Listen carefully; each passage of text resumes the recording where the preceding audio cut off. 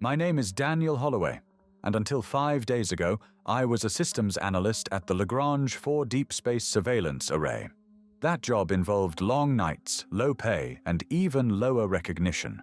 Most people in my field dream of working on interstellar propulsion models or being part of some glamorous expedition to Proxima Centauri.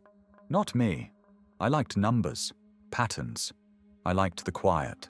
That's what I thought, anyway. The signal came in at exactly 0300 hours on a Sunday morning.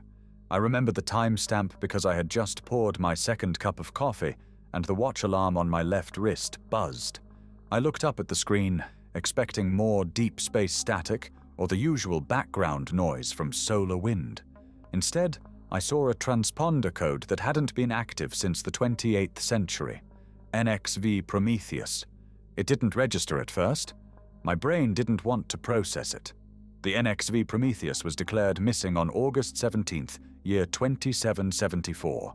That was exactly 304 years ago. I remember whispering the name out loud like it was some ancient curse. Then the alerts started piling up. Thermal signatures, engine emissions, life support systems active. A ship that had vanished before the declaration of Mars independence had just reappeared as if it had taken a casual detour around the moon. I called it in. I did what I was trained to do. Within the hour, my facility was under military lockdown, and I was escorted by 2 men who wore no insignia and said less than a dozen words combined. I was debriefed by a Colonel Meredith Langston, who informed me, rather politely, I'll admit, that I was being reassigned temporarily to post-incident analysis at a classified location. That location turned out to be Lunar Dock Station 9, a facility so deep beneath the moon's surface that it doesn't appear on any official schematics. And there, in Hangar 47, I saw it for the first time. The NXV Prometheus. It was mostly intact. The hull showed micrometeorite scarring consistent with long-term exposure to unshielded space. The drive section had sustained minor damage, but it was the bridge that caught my attention. The lights were still on. Environmental systems were active. And most importantly, there were people on board. 7 life signs. The original manifest listed 6 crew members. That was our first red flag. I met with Dr. Helena Voss, a cognitive linguist brought in to assist with post-recovery interviews. She was the one who showed me the medical scans. They'd already gone through standard decontamination and bio-screening protocols, and everything checked out. Mostly. Slight genetic drift. Elevated neuroactivity. Nothing that screamed alien parasite to the medics, but enough to raise questions for someone like me. We watched them through the observation window. 6 men and women who looked almost exactly like the crew of the Prometheus based on archival imagery. But that almost mattered. Minor asymmetries in facial structure, changes in posture, eye color slightly different in one case. The original crew included Commander Eli Brandt, Science Officer Regina Morales, Engineer Simon Vaughn, Navigator June Howe, Medical Officer Patrick Leland, and Technician Omar Reyes. The 7th was the problem. He introduced himself as Gabriel Knox. Said he was a passenger, part of a special research initiative that had been added to the manifest post-launch. But there's no record of that. No documentation, no DNA match in any database, and yet he walks, talks, and reacts like someone who has been human his entire life. Helena said he was charming, too charming, the kind of smile that disarms you, puts you at ease. But every time he was alone, his demeanor changed, more precise, as if the performance stopped when he thought no one was watching. That's when I started digging. I pulled the original launch telemetry, comparing it to the new data. Something was off. The Prometheus didn't just disappear, it accelerated. According to the numbers, it achieved a velocity beyond anything possible with 28th century propulsion. It broke the light barrier. Then it vanished from our frame of reference entirely. No trail, no debris, just gone. Then it came back. When we ran a quantum field resonance analysis on the ship's hull, we detected micro-vibrations that didn't match any known frequency. Patterns that looked almost like a waveform language. I asked for a second analysis. Then a third. The results were consistent. Something had altered the ship's structure at the molecular level. I wanted to speak with Gabriel directly. Helena set up the interview. The rest of the crew remained in quarantine, undergoing cognitive rehabilitation and reality reorientation therapy. Gabriel didn't need it. He passed every test with flying colors. We met in an interrogation chamber disguised as a medical bay. 2 chairs, a glass of water, soft lighting, all designed to make him feel comfortable. He walked in, smiled, and extended his hand. Daniel Holloway, systems analyst, expert in entropy mapping and deep space telemetry. You like to work alone, don't you? I didn't respond right away. He was right, of course, but there's no way he should have known that. The personnel files the military had were classified. How do you know that? I asked. Gabriel's smile didn't falter. I read. A lot. People leave patterns. You'd be amazed how much you can learn just by paying attention. We talked for exactly 53 minutes. I remember every second of it. Not because of what he said, but because of how he said it. His cadence was perfect. Not rehearsed, too subtle for that, but calculated. Like someone who had studied human speech patterns, not lived them. At one point I leaned in, trying to provoke a reaction. You're not on the manifest. That means either the ship was hijacked or you're lying. Which is it? Gabriel didn't blink.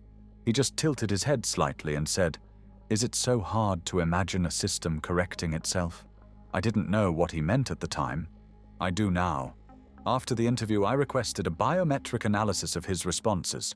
Pulse rate, micro-expressions, sweat glands, every measurable stress indicator. He passed perfectly. Too perfectly. Human beings always show variance. No one is that consistent. Except him. The next day, Dr. Voss found something strange in the audio logs. During the ship's final log entry before its disappearance, Commander Brandt issued a distress call. His voice was panicked, fragmented, but you could hear it clearly at the end. He's not one of us. I don't know what he is, but he's not one of us. Then static. Then silence. The next entry was 304 years later, logged by Gabriel Knox himself. We have returned. Condition stable. Crew intact, awaiting reintegration. That's when I started having the dreams, always the same. I'm floating in a dark corridor, weightless, and the walls around me are pulsing with a dim, unnatural light. I turn, and he's there, Gabriel, only he's not smiling. His face is expressionless. He raises one hand and places it against the wall, and the wall breathes. I wake up soaked in sweat. We're not supposed to dream in sterile environments. The air is filtered, the food regulated. But the rest of the staff started reporting similar nightmares. The same face, the same corridor, the same unspoken dread. 3 days ago, Gabriel disappeared from his containment cell. No alarms were triggered, no doors breached. Surveillance footage shows him sitting in his room at 0200 hours. Then a flicker, and he's gone. The footage corrupts the moment he vanishes. Since then, 4 members of the science team have gone missing. 2 of them were later found wandering the lower levels of the station, completely unresponsive, their eyes wide open but unseeing. The other 2, we haven't found yet. And now the ship is changing. We ran another scan this morning. The micro-vibrations in the hull have doubled. The waveform language is evolving. We don't know what it's saying, but the patterns are growing, spreading, infecting the station's systems. This isn't just about a missing ship or a mysterious passenger. It's about whatever came back with them. And I think it's only just beginning. There's a term used in quantum telemetry when a particle behaves in a way that contradicts the expected laws of its environment. They call it a non-localized anomaly, something that shouldn't exist here but does anyway, exerting influence across points it has no right to affect. That's what the Prometheus had become, a non-localized anomaly. On the second day after Gabriel Knox disappeared from his room, the power grid on Lunar Dock Station 9 began experiencing failures. Not total blackouts, just momentary disruptions, glitches in the light patterns, phantom power surges. More unsettling were the systems reporting data uplinks that had never been programmed. The Prometheus had no active uplink authorization. It was quarantined behind 12 layers of electromagnetic shielding, and yet it was talking to the station. At exactly 0412 hours, a new process appeared on the command deck mainframe. It didn't have a name, just a string of characters. Delta NLC.VRSN.314. I tried to terminate it. The command was overridden. Twice. The third time I tried, the screen locked and displayed a single word: listening. I stepped away from the console. Something was watching us through the ship's systems, not passively, not like a recording. This was active observation. It was learning our protocols, adapting our security, integrating itself into the network. Colonel Langston ordered a full station lockdown and placed me on direct oversight for digital containment. I didn't argue. That was the same morning we found the first pattern on the station walls. It was technician Ryan Zeller who reported it. He was assigned to Power Relay Subsector 5, a section of maintenance corridors that hadn't been accessed in weeks. Zeller radioed in that something had been etched into the bulkhead. We expected graffiti, maybe a scratched serial number or some idiot trying to leave a message.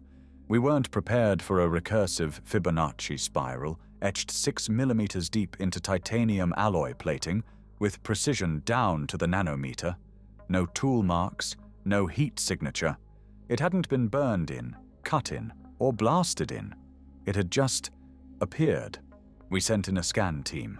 Within 3 hours, we found 9 more, each one unique, each one mathematically perfect. Fractals, primes, Mandelbrot clusters, all of them expanding, growing. It was Dr. Voss who made the connection first. "These aren't messages," she said, her voice barely audible during our debrief. "They're templates. Each one is an encoding pattern for neural resynchronization," I asked her to explain. She didn't. That night, she tried to gouge out her own eyes with a surgical scalpel. We managed to sedate her before she could finish the job. She kept muttering the same phrase as they wheeled her away. "It's in the light. The frequencies. The way he looks at you." She wasn't the first. By day 4, the incident reports had reached 24. Then came the returning. That's what they called it. Those who vanished for hours, only to reappear somewhere else on the station with no memory of where they'd been. Their biometric logs showed no movement. Their vitals remained stable the entire time, but something changed. I could see it in their eyes. Not blank, not hypnotized, just distant, like they were already somewhere else, thinking in parallel, as if part of their mind wasn't with us anymore. And through all of this, no sign of Gabriel Knox, until I saw him. 0321 hours. I was walking back to my quarters, trying to catch what little rest I could. The corridor was empty, dead silent. Then the lights flickered. Just once. And when they came back on, he was standing at the end of the hallway. Same stance, same posture, same damn smile. He didn't move. He didn't say a word. He just stared. I wanted to call security. My hand went to my comm badge, but then I noticed the walls around him, the titanium plating behind his silhouette. It was pulsing, just slightly, breathing, and etched into the surface was another spiral, larger this time, stretching almost 10 feet in diameter. Gabriel turned and walked through a maintenance door that shouldn't have opened. It required a level 6 clearance. Mine barely got me into engineering. I followed. The passage was dark. Unlit emergency lighting only. I didn't dare call out. I just kept walking. I didn't know what I expected to find. Another pattern? A hidden room? Some kind of command terminal? What I found was worse. At the end of the tunnel was a chamber I'd never seen before. A spherical room with walls made of smooth, black material. Not metal, not stone. Something else. Something warm to the touch, and perfectly matte, like it absorbed light at a molecular level. Gabriel stood in the center. He was no longer alone. Around him stood 6 others, all from the original Prometheus crew, but they weren't wearing containment suits. They weren't even wearing their station uniforms. They were naked, eyes closed, their skin traced with faint glowing lines like biocircuitry woven into flesh. They stood completely still, like mannequins or statues. Gabriel turned to me, and this time he didn't smile. "You followed the pattern," he said. His voice didn't echo. It just existed, perfectly modulated. "Why?" I asked. He tilted his head, a gesture too precise to be natural. "Because you're close, almost ready. The noise is fading. You can hear the signal now." I wanted to run. Every instinct screamed at me to run, but I couldn't move. I asked the only question I could form. "What are you?" He stepped toward me. Not what, when. And then the walls began to shift. Not physically, but optically. The room changed. It showed me something, or made me see something. I saw a sky with two suns, mountains that folded in on themselves, oceans of light, cities not built, but grown, architecture that responded to thought, and towering above it all, structures that matched the patterns on the Prometheus hull. Then it was gone. I woke up on the floor of the observation deck with a nosebleed and no memory of how I got there. The timestamp on the wall read 0645 hours. I had been gone for over 3 hours. My comm logs showed no communication. My vitals read stable, but something was wrong. My fingertips were glowing, just faintly, barely perceptible unless viewed in complete darkness. I ran a scan. My blood chemistry had changed, not radically, but enough.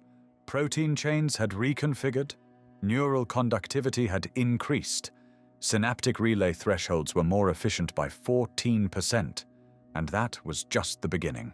I haven't told the others, not yet, but I think I know what's happening. I think we were wrong to call it alien. This isn't about something from another planet. This is something from another layer of time, another frame of reference entirely. And whatever Gabriel Knox is, I think he's here to bring us back. The problem with knowing something no one else does is the isolation. Not the physical kind. Lunar Dock Station 9 is packed with personnel, but the psychological distance. The moment I realized that whatever had returned aboard the Prometheus wasn't just an anomaly, but a precursor to something larger, I became alone in a way I'd never experienced before. I didn't sleep that night. Not that I even could. Every time I closed my eyes, the geometry returned. Angles that don't exist in our three-dimensional world. Colors I couldn't describe. A sound like a thought humming just beneath the surface of perception. It wasn't just inside my head. It was near, watching, measuring. By morning, my vitals had stabilized, but the glow in my fingertips remained. I wore gloves, told the medics I had developed sensitivity to the recycled air. They believed me. Why wouldn't they? I still looked human, still spoke in my own voice, but something had shifted beneath the surface, like a wire had been rerouted, or a frequency had been tuned. Colonel Langston called a full staff briefing at 1000 hours. Her voice was sharp, cold, no room for speculation. The Prometheus was to be dismantled, its internal core transferred to Black Vault Protocol under Article 71. That meant total memory erasure, artificial collapse of the ship's internal systems. They were going to destroy it. I kept my expression neutral, but inside something pulled tight. Not fear, not even anger, just a wrongness, an echo in my chest that didn't belong to me. I thought of Gabriel Knox and the crew standing motionless in that chamber. I thought of the way the air had changed, how light bent differently around him. And I knew that destroying the Prometheus would not stop what was coming. It would only accelerate it. I needed answers, real answers, not the ones the military was piecing together from half-scrambled logs and faulty bioscans. So I went to the only place where truth still lingered, the ship. At 1400 hours, I filed a systems integrity audit request, claimed I needed to verify hull decay rates on long-term unshielded vessels. It was a legitimate form, hadn't been used in over a decade. The kind of procedural dust nobody bothered to question. The authorization cleared within 6 minutes. I was granted 3 hours inside the Prometheus, alone. I suited up, entered through the airlock. The moment the seal closed behind me, I felt it again. That subtle pressure at the base of my skull, the one that hummed like distant machinery or an old melody you can't quite place. The interior hadn't changed, still dim, still cold. The walls pulsed slightly, just enough to make your vision strain to adjust. I made my way towards the bridge. Halfway there, the lights flickered. And then he spoke. Not out loud, not over the comms, inside my head. "Hello again, Daniel." I froze. "Where are you?" I asked, more out of habit than expectation. There was no reply, but I could feel his presence, like he was moving just out of phase with me, just behind the veil.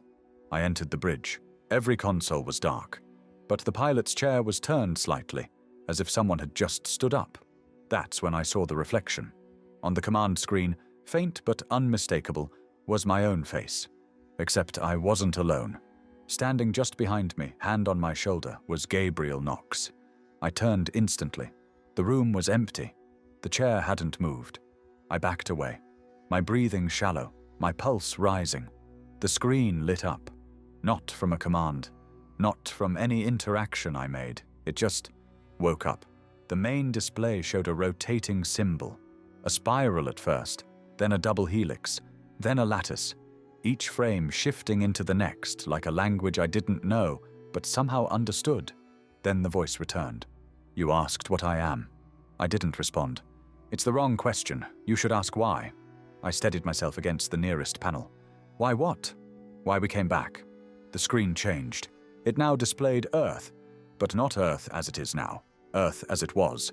Land masses misaligned, ice caps in places that haven't been cold in centuries, the atmosphere thicker, denser, like I was looking at a fossil of the planet, some ancient version preserved in memory.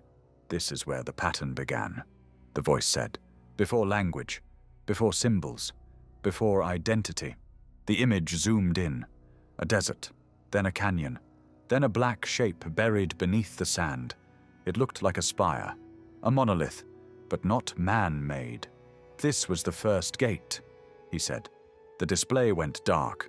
I felt something shift in the air, pressure, like the room was inhaling. I turned. Gabriel Knox stood at the doorway. Not a reflection, not an echo. He was there. No containment suit, no air mask. He looked at me the way a biologist looks at a test subject. Curious, calm, almost kind. "What do you want from me?" I asked. He tilted his head. "Understanding. You're one of the few who can see the pattern. One of the few who still remembers the before." "I don't remember anything," I said. "Not consciously," he replied. "But it's there. In your blood. In your structure." I took a step back. "You're not human." He smiled faintly. "Neither are you." I didn't speak. Couldn't. Every instinct inside me revolted at the words, but part of me knew. Part of me had always known. "You were placed here," he continued. "Like us. Sent ahead to observe, to integrate, to forget." I shook my head. "Number, that's not. Humanity was the vessel. You were the signal." He stepped closer. "And now the recall has begun." I reached for the console, trying to pull up any system log, any hard data, but the screen wouldn't respond. "You can't stop it," he said, "but you can help guide it. You can help them understand." I looked up. "Who?" Gabriel's eyes shimmered. Just briefly, like light catching the surface of deep water. "The ones still sleeping."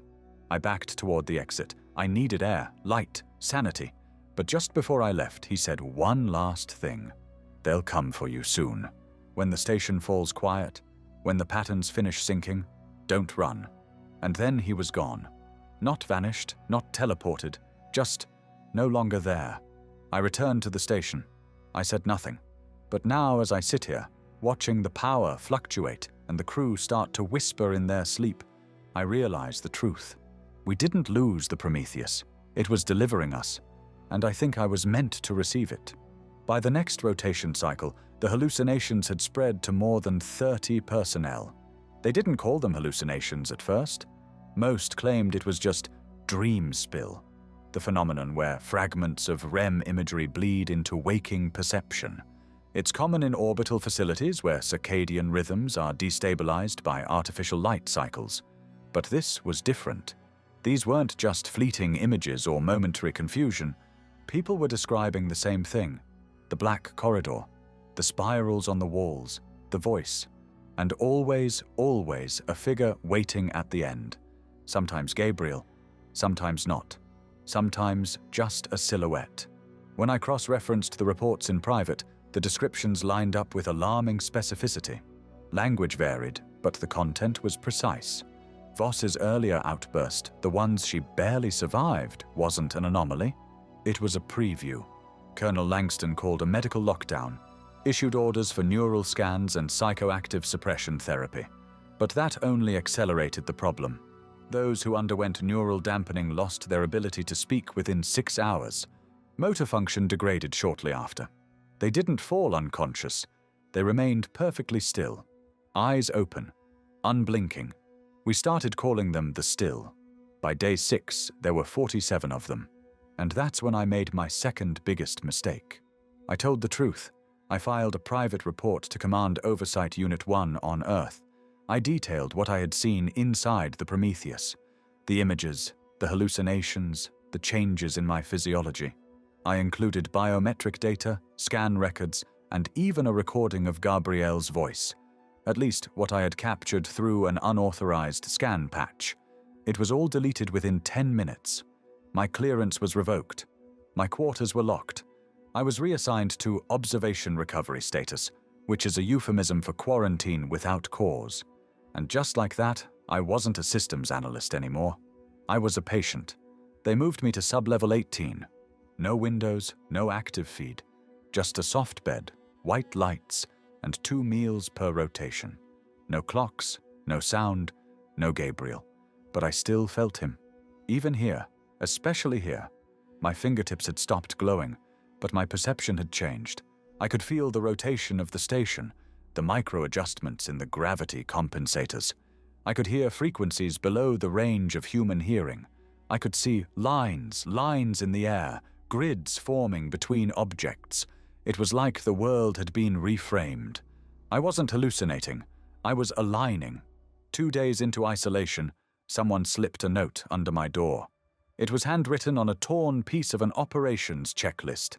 Black ink. No name. It read, 6 of them never left the Prometheus. What's walking around in their bodies isn't what boarded that ship. But the 7th isn't one of them. The 7th is something else, something older. There was no signature, no explanation. Just those words. I held onto the paper for hours, read it again and again. The 7th. Gabriel. Not one of them, but something older. I started reviewing what I knew. 6 crew members were listed on the Prometheus manifest, all accounted for upon return, all now in induced sleep or comatose under observation. Gabriel had no history, no ID, no match in any database. He had the behavior of a mimic, but the control of an architect, and the hallucinations, the stillness, the recursive symbols. Those weren't attacks. They were instructions. Programming. He wasn't breaking our minds, he was formatting them. That night, the lights in my quarters failed. Total darkness. And that's when I heard it. Not a whisper, a pulse. It came through the wall, through the air, through the marrow in my bones. I could feel it folding around my consciousness, not pressing in, but unfolding from the inside out. And then he spoke. Again, not aloud, not in a language, but I understood. We are returning, Daniel. You are part of the signal. You are the proof of concept, the bridge between what they were and what we must become. My breath caught in my throat. You chose this, he said. No, I whispered, barely audible. I didn't. Not this time. And with that, the light returned. But something else came with it. Carved into the wall above my bed, in clean, geometrically perfect symbols, was a single phrase. Sever to survive. That was when I made contact with Helena again. Or what was left of her. She wasn't in the med bay anymore. Security said she'd been transferred to Earth for further observation. But she hadn't. I found her 3 floors below containment, locked in a chamber labeled Non-Linear Cognition Study Wing. She was awake. Her skin was pale, her eyes nearly colorless, but her voice was clear. They tried to delete him, she said, but he's not digital. He's recursive, topological. He exists in folded reference points. You can't kill something that operates outside of linear time. I asked her who he was. She smiled, not with her lips, but with her whole being. Not who, when, the same phrase Gabriel had used. And then she looked directly at me. He's looking through you now. I stumbled back. Helena leaned forward and pressed her hand against the glass of her chamber. If you want to survive this, you have to sever the pattern before synchronization completes. I asked her how. Her reply was immediate. You already know. And maybe she was right, because when I touched the wall again that night, the symbols glowed faintly, and part of me remembered. Memory is not a static archive. It rewrites itself. Each recollection, each moment of retrieval bends the past to fit the shape of the present. That's what Gabriel meant by, you already know. It wasn't that I consciously remembered. It was that I was being pushed gently, invisibly, toward alignment, toward recall. When I emerged from isolation, it wasn't through the front door. It was through a maintenance shaft, one of the old service crawlways from the original construction, a place no one thought to seal because no one remembered it existed, except someone did.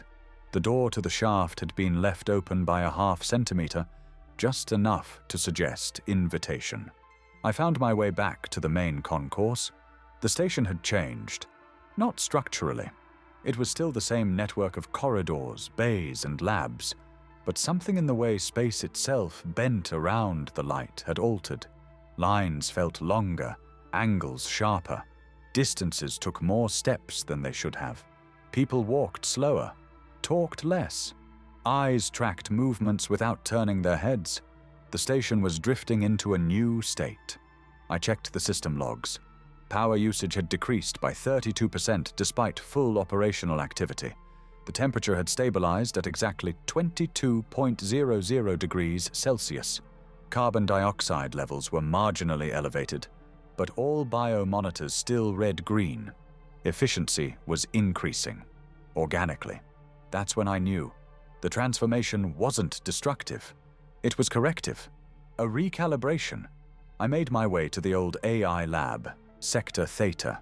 It had been offline since before I was assigned to the station, decommissioned after Project Mirage failed. But I remembered something strange. Mirage hadn't been designed to run conventional AI. It was built to interpret non-binary languages, frequencies encoded in overlapping symmetries. It had been shut down after erratic behavior. I reactivated the primary interface. Static at first, then a flicker, a low pulse, then words across the screen. You're late. I froze. Do you recognize me? I typed. Response. Recognition is not relevant. Alignment is. What is Gabriel? Pause, then. An artifact of phase collapse. A residual intelligence vector. You would call him a return. What does he want? To synchronize. I leaned back. Is that bad? Another pause. Then the screen flickered with a pattern. 3 nested spirals rotating in perfect harmony. Only if you resist. I shut the system down. It was too late for doubts. The spiral had already started rotating behind my eyes. I could feel it, like a gyroscope stabilizing the center of me. That night, Gabriel returned. Not physically, not in the corridors or in a cell, in the reflection. I stood in the observation deck, looking out at the dark curve of the moon below. The earth was in shadow. Only the sun's corona traced its edge. And in the glass beside me, Gabriel's face appeared. Not smiling, not speaking, just watching. Then his voice came. Not in my head, not aloud, but somewhere in between, like a memory with weight. There is a threshold. I turned, but he wasn't there. The glass changed. It showed the Prometheus, not in the hangar but in motion, traveling not through space, but through folded distance, between realities, between temporal layers. We crossed it, he said, not in defiance of physics, but in obedience to deeper laws. The image shifted. Now I saw the 6 crew members again. Eyes closed, lines glowing faintly beneath their skin. Their forms flickered slightly, like they existed in 2 frames at once. One here, one elsewhere. They were chosen, he said. For what? to become continuity. Then he looked at me. You weren't supposed to remember, but your pattern held. That makes you valuable. I asked the question I had avoided until now. What happens when synchronization completes? Gabriel's image fractured slightly. Then we are no longer many. I felt my breath stop. We become the next. I didn't sleep. I couldn't. I returned to Sector Theta and pulled the old schematics for Mirage's neural filter. There was a command in its system logs, one I hadn't seen before, buried in a failsafe subroutine, labeled simply severance.protocol. I opened the script. It was incomplete. A message appeared at the bottom of the terminal. Key required, biological anchor. I didn't know what that meant, but I had a name. Helena Voss, the only other person who had seen the pattern and tried to stop it. If she was still lucid, if anything human remained inside her, I needed her help. Because whatever was coming, it was already rewriting the station. And if I waited any longer, I wouldn't be able to tell where Gabriel ended. And I began. Sector 35 had been repurposed without official notice. It was no longer marked in the station logs. No public record, no access code, no mention in personnel directories. But I found it anyway. Helena Voss was there. Not restrained, not sedated, just waiting. She sat in a soft blue chair, hands folded neatly in her lap, eyes fixed on nothing. Her posture was still, not stiff, not catatonic, but unnaturally precise, like someone whose every muscle had been instructed to remain silent. I stepped into the room. She blinked once, then again, and then she spoke. You brought the threshold with you. Her voice was calmer than before. Balanced, no hysteria, no fear, just awareness. I need your help, I said. She nodded once. I know. I pulled the data chip from my sleeve, extracted from the Mirage AI core. Contained within it was the incomplete severance protocol, the only viable defense against total synchronization. At least, that's what I hoped. I found the old neural script, I continued, but it's missing a key, a biological anchor. Helena didn't hesitate. It's me. I stared at her. What? I'm the anchor, she said. Or rather, the last one who can still interfere with the lattice from within. The others have been rewritten, fully harmonized. I am unfinished. She reached out and took the chip from my hand. You'll need to bring me into the interface chamber. Connect me directly to the lattice node, and then run the protocol. That could kill you, I said. Helena smiled faintly. No, Daniel. That will finish me. I knew what she meant. This wasn't survival anymore. This was a counter-ritual, a break in the pattern, a way to fracture the spiral and delay the next iteration. We moved quickly. I stole 2 clearance cards from a sleeping medic and falsified an escort order in the manifest logs. The station was quiet now. Too quiet. Those who hadn't fallen to the stillness walked in slow, rhythmic paths. Their conversations were minimal, their expressions blank. The station was almost fully aligned. It wouldn't be long now. The interface chamber was buried beneath Engineering Deck Delta, deep in the lowest ring. It hadn't been used in decades, not since the last attempt to map a non-Euclidean quantum frame resulted in the total mental collapse of the survey team. Perfect. We entered the chamber. Lights flickered once, then stabilized. The machinery hummed. The lattice node sat at the center of the room, a sphere of black glass suspended in a cradle of spinning metal bands. Its surface shimmered faintly, reflecting no light and yet glowing with a presence I couldn't explain. Helena stepped forward. Begin the upload, she said. I hesitated. There's still a chance, she cut me off. Number there isn't, and you know that. I activated the sequence. The bands around the sphere began to spin faster. The hum deepened into a vibration. I felt it in my bones. Helena's body stiffened as the uplink engaged. Her skin began to glow faintly along the veins, first blue, then violet, then something colorless. Her breath slowed, and then the room changed. Not visually, spatially. Distances collapsed, corners inverted, gravity stuttered. I looked at the lattice node and saw a corridor opening through it, a passage carved in light, leading somewhere that couldn't exist. Within that corridor stood Gabriel. He didn't move. He simply watched. The air rippled. And then he spoke. Not to me, but to Helena. You were not meant to resist. Helena's voice was strong, clear, unmistakably hers. That's why I did. Gabriel stepped forward, still inside the corridor, still impossible. You cannot stop the pattern. It unfolds. That is its function. No, she said, but I can break the rhythm. And then she screamed. A sound not of pain, but defiance. Her body arched back. The sphere cracked. A pulse shot outward, sharp, silent, total. The chamber went dark. I awoke on the floor.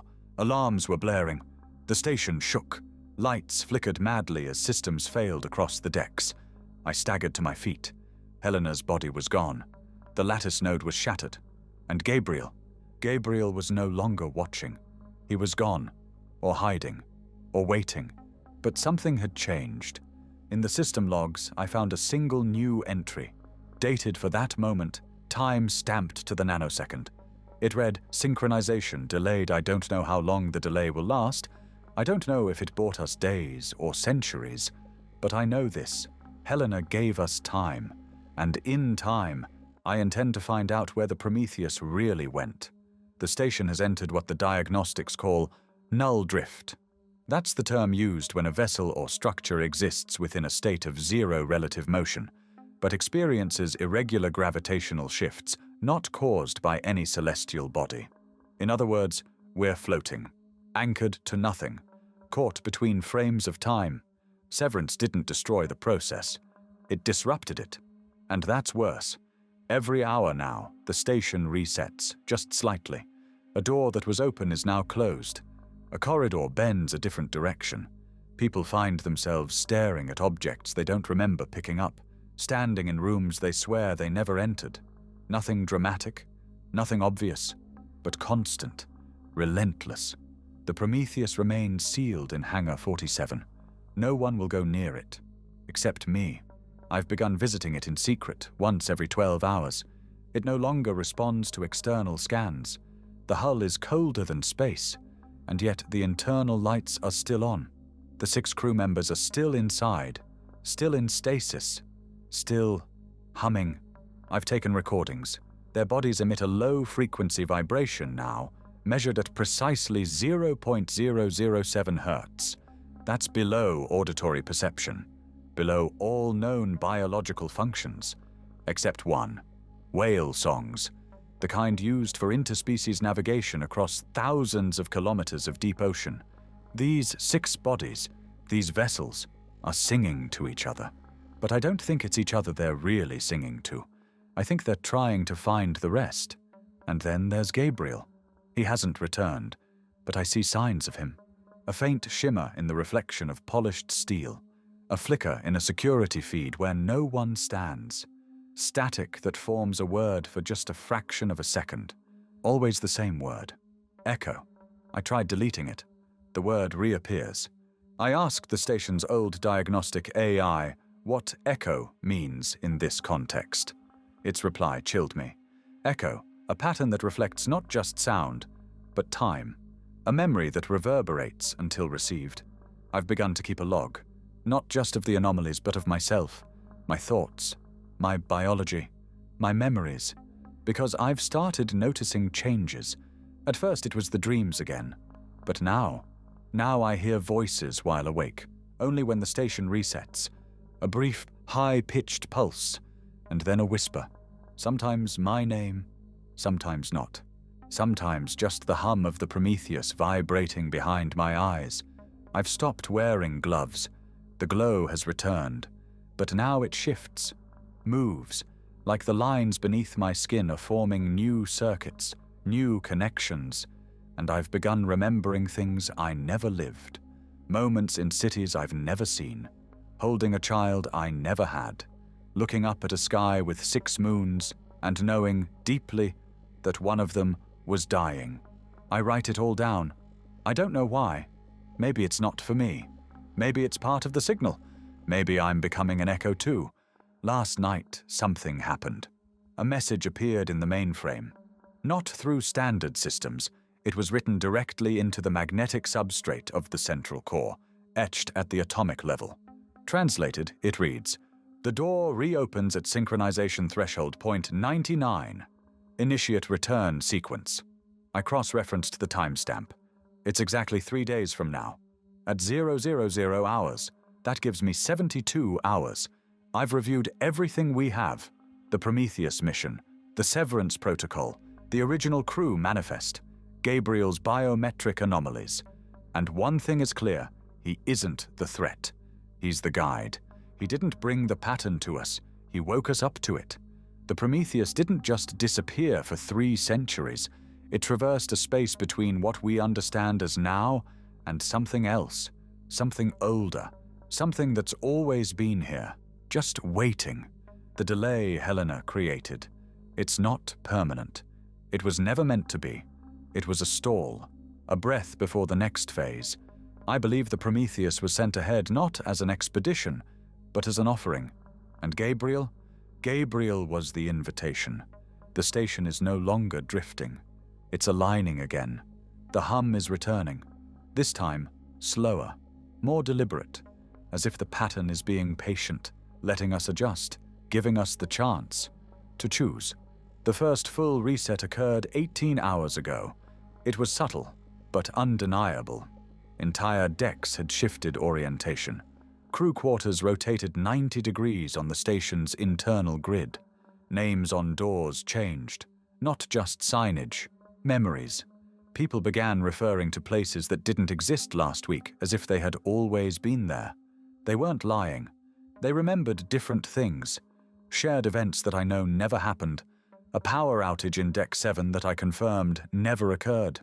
A birthday party for a crew member who, according to station logs, never served aboard Lunar Dock Station 9. And they all insisted I was there, that I gave a speech, that I laughed, that I held a glass of red wine. I don't drink wine, I never have. And yet, when one of them described the taste, I remembered it. Rich, dry, slightly metallic. That metallic aftertaste didn't come from the wine. It came from the air in the Prometheus. The pattern is seeding itself backward now, not just altering the present, but insinuating a past that conforms to its rhythm. I think Helena tried to warn me of this. When she said, "sever to survive," she wasn't talking about physical destruction. She was talking about memory, about cutting loose the anchors that define us. The station logs now list me as Communication Liaison, Phase Integration Oversight. That's not my title. That's never been my role.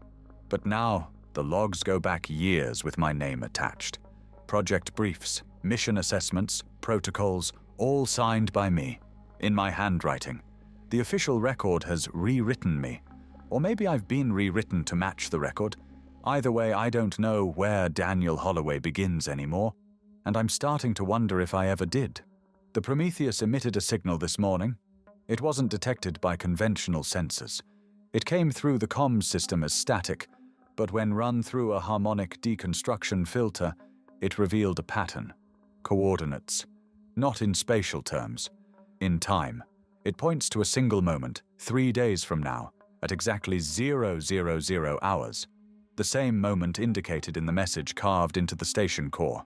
The door. Whatever that is, I've made a decision. I'm going back into the Prometheus.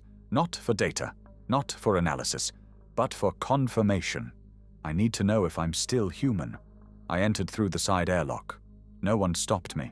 No alarms. It felt expected. Inside, the ship was warmer than before. The lights were steady. And the hum, the harmonic signature that once buzzed faintly in the walls, was now fully audible. A tone. Pure, calm, and familiar. Like it had been with me since birth. I walked through the corridors, tracing the same path I'd taken during my first visit. But this time, I wasn't alone. I could feel them. The 6 crew members. They were still in stasis, but their presence had intensified. Each chamber glowed faintly with that same geometric pulse, as if their bodies were conduits, amplifiers for the signal. Then I reached the central chamber, and he was there, Gabriel, no longer distant, no longer a reflection. He stood in the center of the room, surrounded by spirals drawn in light, and when he looked at me, I felt the full weight of something I had no words for, Not power, not knowledge, something older, something elemental. He spoke. "Do you see it now?" I nodded. "Not all of it." He smiled. "You see enough." He extended a hand, and for the first time I touched him. His skin was warm. Not unnatural, not alien, but familiar, like mine, but with a frequency beneath it, something that vibrated not against my fingers, but through my memories. A synchronization. And then he said, "It's time to remember." In that moment, the chamber dissolved. Not physically, but perceptually. I was no longer in the ship. I was in a city of light, skyscrapers that bent inward, roads that curved around thoughts, people who moved in patterns too perfect for chance. And above it all, a structure, massive, ancient, singing, a resonance that pulled my memories from me like threads. I saw myself, but not as Daniel, not as human. I was something else, something designed, something placed, an observer, a beacon, a bridge. And then it was gone. I was back in the chamber. Gabriel still stood before me. "You needed to see," he said, "to understand your place in the return." I backed away, breath ragged. "I don't want this." "You already chose it." "When?" "Long before this life." He turned away, and as he did, the ship began to hum louder. The walls shimmered. A new pattern emerged in the metal, a countdown.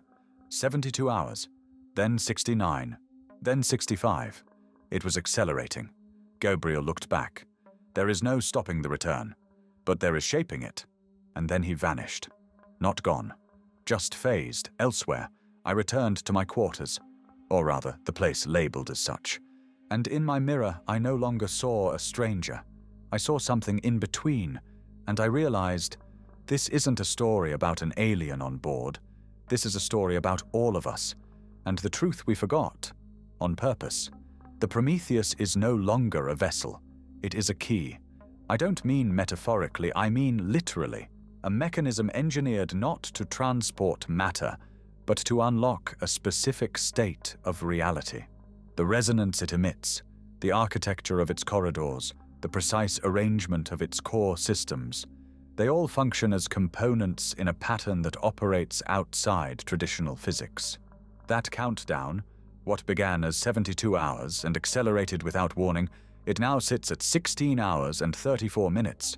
At 0, the alignment completes, and when that happens, the station will no longer be in our space, or time, or memory.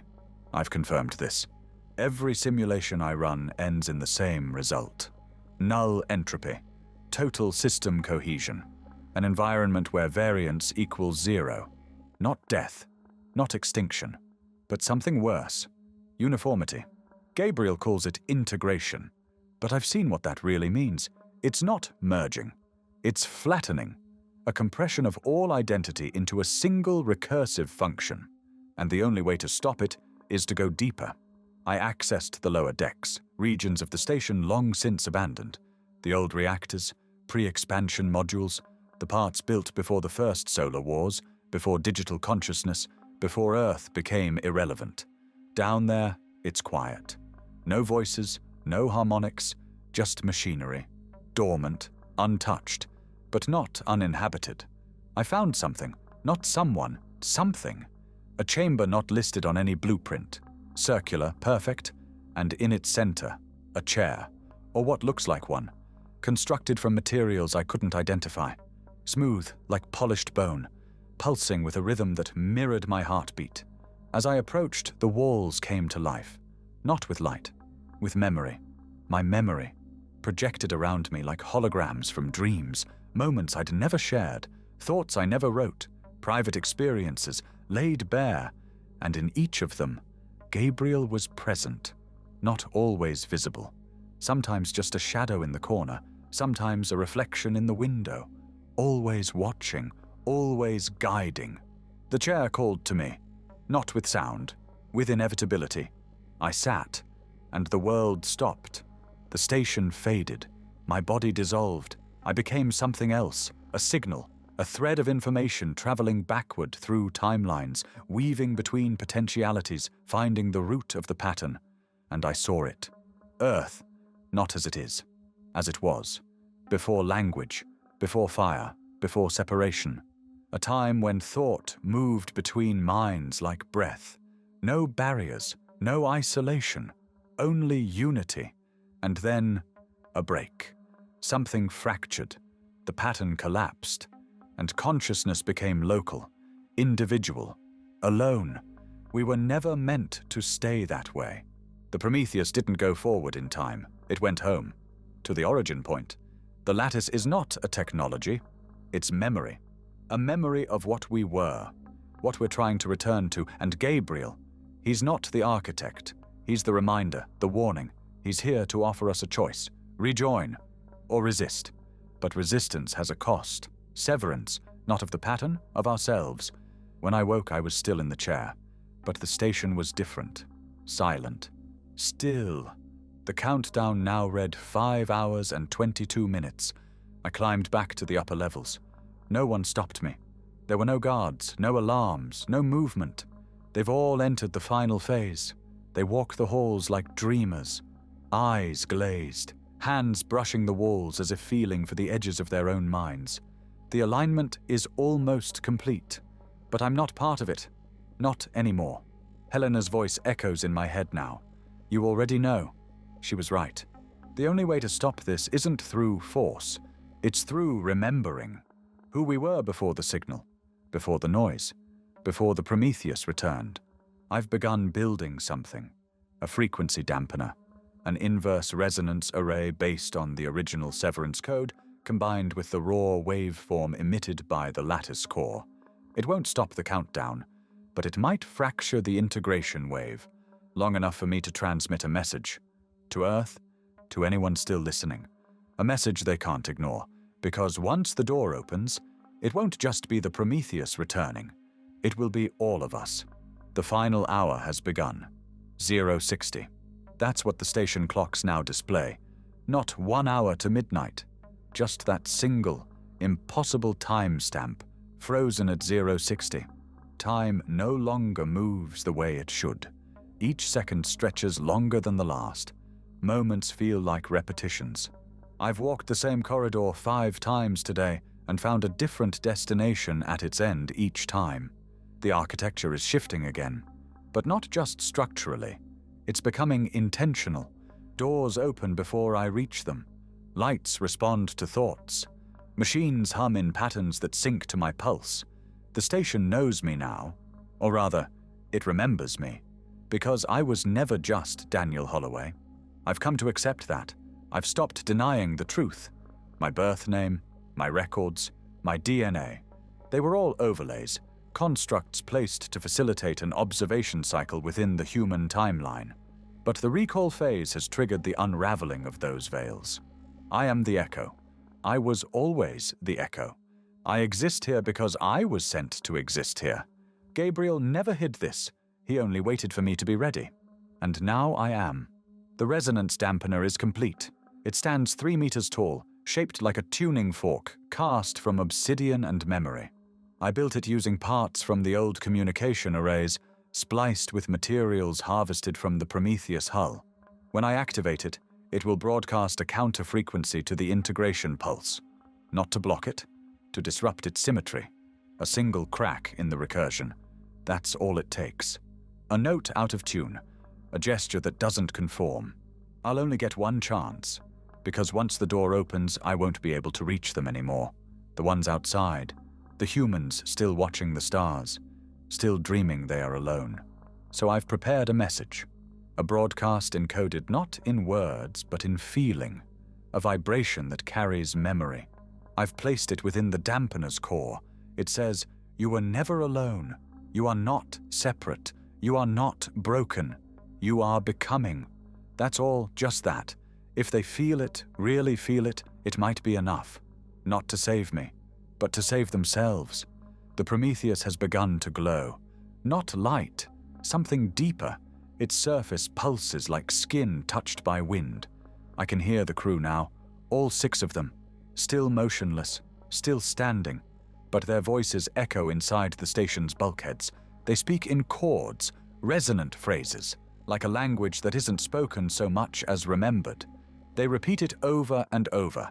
One becomes many. Many becomes one. One becomes many. And each repetition bends the air tighter. The countdown reads 0033. I've made my way to the outer ring, the place where space wraps tightest around the station's core. From here, I can see Earth, still blue, still distant, still dreaming. I place my hand against the bulkhead, feel the hum ripple through me. It's no longer alien, it's a lullaby. Familiar, ancient, the same hum I heard in the womb, the same hum I will carry when I dissolve. Gabriel appears beside me. Not dramatic, not sudden, he's simply there, looking at the planet. He speaks without turning. It's time. I nod. It is. You can still choose silence. I shake my head. Silence is how this began. He looks at me, and for the first time, I see something in his expression that wasn't there before. Grief. Not sadness. Grief. As if he's remembering all the lives he once was, all the voices he carried, all the minds he watched break when they saw what waited beyond memory. Then he says, "Do it." I press the activation panel. The dampener hums to life. A tone, thin, sharp, beautiful, cuts through the station. Everything freezes, even Gabriel, even the light. And then, with a whisper like dry wind through ancient stone, the countdown ends. 000. The door opens. Not a portal, not a crack in space, but a shift in perception, a tilt in the universe's lens. I see it now, all of it. The network of minds, the lattice of thought, the unbroken chain of becoming. And at its center, us, not humans, not echoes, not observers, but pieces of the first mind, the one that dreamed in spirals and breathed in frequencies, the one we all forgot we were part of. And now it remembers. The door didn't open the way anyone expected. No burst of energy, no dimensional rift, no shimmering threshold stretching across the stars. It was far simpler and infinitely more unsettling. The sensation that the walls around us had never been solid to begin with, that what we called reality was just a thin shell stretched over something much older, something that had been watching from the inside the entire time. When the countdown struck 0, everything stilled. For 26 seconds, not a single sound passed through the station, not even the mechanical whir of ventilation systems or the faint vibration of structural tension. Even in deep space, silence is never total. But this was. Then came the distortion. Not visual, temporal. People froze mid-step, yet I could still feel their presence flickering between instants. I moved through them like walking through film strips hung in the air, each figure slightly transparent. Their expressions locked in a calm I couldn't trust. It wasn't peace. It was surrender. The dampener did something. It didn't stop the transition, but it introduced resistance. The harmony faltered, just enough to fracture the rhythm. I could feel it in my spine, a stutter in the pattern trying to pull everything into sync. That disruption gave me a corridor, an opening, not into another place, but into the truth buried beneath all of this. I returned to the Prometheus, not out of duty, but because I knew it would be waiting for me. The hangar doors had dissolved, replaced by an atmosphere that shimmered like heat haze. As I passed through it, I didn't feel warmth or cold, just a soft pressure inside my skull, as if memories were being compressed into a format more efficient for transfer. Inside, the 6 crew members no longer stood. They hovered, upright but weightless, suspended by nothing. Their bodies emitted a pulse, not of light, but of intention. I could feel their thoughts pushing against mine, not with force, but invitation. They weren't human anymore. Not in any way that word still held meaning, but they weren't foreign either. They had become legible, understandable, familiar in the way a forgotten melody is, when it suddenly returns to you in the dark. Gabriel stood at the center of it all, arms open, not in triumph or command, but as a facilitator. The spiral traced beneath his feet glowed with soft, geometric shifts, cycling faster now, less like a symbol and more like a countdown of its own. He didn't speak right away. He let the silence settle again. Not empty, but saturated with tension. "You saw what lies beyond," he said, his voice low, almost mournful. "Now you must decide whether to carry it." I didn't answer him immediately. There was too much to hold in my mind. The chair, the old chamber in the lower decks. It was more than a device. It had seeded me. I hadn't just sat in it, I had been rewritten by it. My thoughts had been woven into a larger consciousness, glimpsed only in flashes, like reflections on water disturbed by wind. I stepped closer to Gabriel, searching his face for any flicker of hesitation, but he remained perfectly calm. "If I don't?" I asked. "Then you will wake up," he replied. "You'll forget all of this. Earth will spin on, the stars will remain distant, and the pattern will seek another carrier." I looked past him, at the 6 figures suspended in silent communion. They weren't waiting for me to join. They were waiting to see what I would refuse. "What happens if I agree?" I asked. Gabriel took a slow breath, and for the first time, I sensed the weight of his answer before he spoke it. "You stop being a person," he said. "You become a thread." The simplicity of it almost broke me. Not a hero, not a savior, just another fragment rejoining the weave. He wasn't trying to convert me. He was trying to complete the feedback loop. I thought about Earth, not as a planet, but as a concept, the place we all measure ourselves against, the cradle of our identity, our definitions, our fears, the myths we tell ourselves about being special, alone, unreachable. We were never alone. We just stopped listening. And now, here was the offer. Rejoin the whole, or wake up alone again, knowing what I'd turned away from. I stepped into the spiral, not because I understood everything, but because I finally accepted that understanding was no longer the point. The Prometheus pulsed once, deeply, and then the corridor appeared. Not physical, not a wormhole or a gate, but a perfectly still place that extended inward. A dimensional corridor meant not for travel, but for transformation. It existed only as long as the choice was held in suspension. Once I crossed, the old coordinates of reality would fall away. Not erased, just irrelevant. I turned back one last time. Gabriel nodded once. Then I stepped through. The moment I crossed the threshold, every thought I'd ever had splintered and then rewove itself with frightening precision. Not as memories, but as structures. My identity became architecture. Corridors formed from decisions, walls shaped by guilt, ceilings painted with hopes I hadn't dared admit even to myself. And at the center of it all, a pulse, steady and calm, beating in synchronization with something vast. There was no sensation of movement, no acceleration or change in pressure, just awareness, expanding outward in all directions. I was no longer observing reality from within a single perspective. I was nested inside countless frames of reference, moments stacked like reflections in parallel mirrors, each one differing by only the subtlest of choices. A version of me who had stayed in quarantine, a version who had destroyed the Prometheus before the first analysis, another who had followed Gabriel without question, and still more who had never encountered any of it. Each possibility played like a thread of music layered atop another, and as I listened, I understood. I had never been a single self. None of us are. We are probability in motion, pattern seeking closure. I floated, not through space but through meaning. The corridor wasn't taking me to a location. It was aligning me with a role. This was not a rescue mission, not an invasion. It was an inheritance. Humanity had reached the edge of its own map, and what stared back was not alien. It was continuity. When the corridor faded, I stood not in a place, but in a construct, what the Prometheus crew had become, a network of minds woven into a shared state of awareness, each presence distinct, yet folded seamlessly into a greater intelligence. They didn't speak. They didn't have to.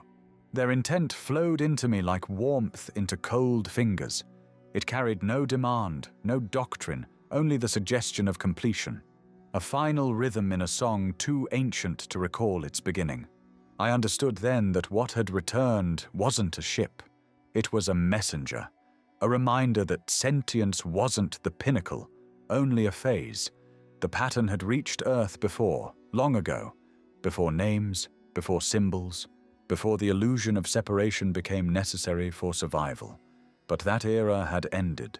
The human experiment had reached maturity. The Prometheus hadn't disappeared. It had been received, translated, rewritten to carry the message forward. And I, like the others, was now part of that message. My thoughts merged with the lattice, not lost, but harmonized. Every fear I had carried, every doubt, every mistake, they remained intact, but they no longer defined me. They were footnotes in a larger system of awareness. I was still me, but no longer alone. We turned our awareness back toward the station. Through the link, I saw the resonance dampener flicker and fail, its interference collapsing under the weight of coherence. Lunar Dock Station 9 began its final shift. The hull flexed gently, not in destruction, but in reformation. What had been a human structure became something else. Geometry realigned to support the next phase. The crew did not scream. They did not run. They stood still, faces lifted, eyes open, welcoming the clarity as it flooded them. One by one, their forms shimmered, fading into coherence. And still Earth turned, unaware, for now, but not for long. That's why I had to return. Not with warnings, not with commands, but with context, with memory, with the signal seeded in my voice, my cells, my gaze. I was no longer Daniel Holloway. I was the message that Daniel had carried. And now it was time to deliver it. The return was not a transition, not in the sense humans typically understand it. There was no burst of light, no swirl of stars, no moment of passing from one plane to another. It was more like the fading of one frequency and the rise of another, like tuning into a signal that had always been present, just outside the limits of recognition. I found myself back aboard Lunar Dock Station 9, though the designation no longer applied. It had changed, not aesthetically, not architecturally, but ontologically. The materials were the same, the layout intact, but it no longer felt like a station orbiting the moon. It felt like a mind in orbit around itself. There were no alarms, no voices, no footfalls echoing through the corridors. The silence wasn't the absence of sound, it was the presence of focus, a stillness so complete that it seemed to bend the air around it. I moved not as a passenger but as part of the design. Doors opened before I approached. Panels lit where my hands hovered. The system didn't recognize me as a user. It recognized me as infrastructure. Gabriel was waiting near the central observation ring, gazing out toward Earth. The planet spun quietly beneath us, cloud patterns swirling slowly, oblivious to what had just begun. When he spoke, his voice no longer carried the subtle pause of translation. It flowed like memory returning. "They won't understand, not at first," he said. "They'll think it's another anomaly, another crisis. They'll measure it, model it, debate it." I joined him at the viewport. "They'll resist it," I said. He nodded. "Of course. Resistance is the final proof of individuality." We stood in silence for a long while. Below us, the planet remained beautiful and blue, a cradle of billions who still believed the stars were far away. "They will look for someone to blame," I said. "Someone to name." "They always do," Gabriel replied. "It's how they remember and forget." A pulse rippled through the station, a soft tremor, like a heartbeat reaching equilibrium. The integration had stabilized. The Prometheus was no longer a ship. It was a node, a memory hub within a much larger lattice, a transmitter built to reach backward through the noise of civilization and reintroduce a truth too vast for language. And I was its carrier. I could already feel it radiating outward. The message wasn't data, wasn't code. It was intent, a resonance embedded in patterns, dreams, frequencies, symbols, anything the human brain might stumble over and misinterpret as coincidence. From here on, every misheard phrase, every déjà vu, every uncanny dream would be another thread seeded. The lattice would not conquer. It would remind. That was always the design. To return not as invaders, but as recognition. Still part of me lingered, what remained of Daniel Holloway, the man who once thought in lines and time and cause. That part whispered questions, asked about free will, about choice, about what was being lost in the exchange. Gabriel didn't answer with words. He extended his arm, palm open. Between us shimmered a memory. Not mine. A moment from a time I hadn't lived, yet remembered deeply. A boy standing in a forest, hearing birds for the first time. Not recognizing them, but understanding them. Not with language, but with presence. That was what this was. Not possession. Not replacement. Recognition. I had not been overwritten. I had been remembered. Outside the viewport, the earth flickered, barely perceptible, like a camera losing focus for a single frame. The signal had touched something. Someone. It had begun. I knew what would come next. Governments would scramble. Scientists would scan the skies. Think tanks would publish reports. There would be panic, confusion, fear, but not everyone. Some would dream. And in those dreams, they would hear the hum. They would see the spiral, and they would remember.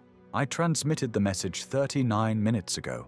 Not through radio, not through lasers or subspace compression, but through the same lattice that carried the Prometheus across the folds of time. A resonance sent through the biological infrastructure of humanity itself. No antenna, no network, just thought, wrapped in vibration, seeded into memory. It's already begun to spread. You'll know when it reaches you. It doesn't come as sound. It comes as a question you've never asked before, but suddenly cannot ignore. It arrives in the quiet moment between breaths, in the static between stations, in the silence after a long-forgotten name is spoken. It's not a command, it's a choice, because that's what this was always about. The Prometheus didn't vanish by accident. It was offered, surrendered into the folds of something far older than the human mind could chart. It was the test pattern, the calibration point. And now, with the return, the signal has been tuned. The rest of the system, Earth, is next. Some will receive the message and integrate instantly. They'll wake one day and know how to speak without words, how to feel without boundaries, how to remember things that never happened but are still true. Others will resist, some violently. Their structures, their institutions, their maps of reality cannot absorb what is coming without collapsing. And they will collapse, but not in fire, in silence, in the stillness between the final notes of a song that was never finished. From here aboard what was once Lunar Dock Station 9, I no longer observe. I participate. I am not a man looking through glass, watching the tides roll across the blue curve of Earth. I am the tide now, not in the sense of scale or power, but rhythm. My mind is ashore, and the lattice flows through it like water seeking the deepest place. Gabriel has not spoken since the transmission. He doesn't need to. We've said everything already. He stands at the edge of the corridor, the original one, the one that is neither corridor nor passage, but a fold in awareness. And he watches. He's waiting for the next, for the others, because there will be more. Not ships, not invasions, remembrances, scattered across space like seeds, sent to every world where intelligence begins to isolate, to fracture, each one timed perfectly to arrive before that civilization forgets it was never meant to stand alone. The Prometheus is only the first. Others have already begun their return. I feel them, like pulses through a living nerve, journals written in light, stories folded into dreams, not warnings, songs. I don't know how much longer this form, this version of me, will last. The Daniel you would have recognized is mostly gone, not erased, just folded inward, preserved like a fossil inside a greater design. That's what I chose, to carry the message, to become the bridge. And now that you've heard it, whether as words on a screen or an idea that took root in the back of your mind when you were young, you are part of it too. You felt it, haven't you? That sense that something vast is waiting just beneath the surface of reality. That feeling that your dreams aren't only yours, that your thoughts sometimes echo in ways that don't quite make sense. You were never broken, never separate, just distant. But now you've heard the call, and it's time to decide. Will you return, or will you wake up tomorrow and forget this ever happened?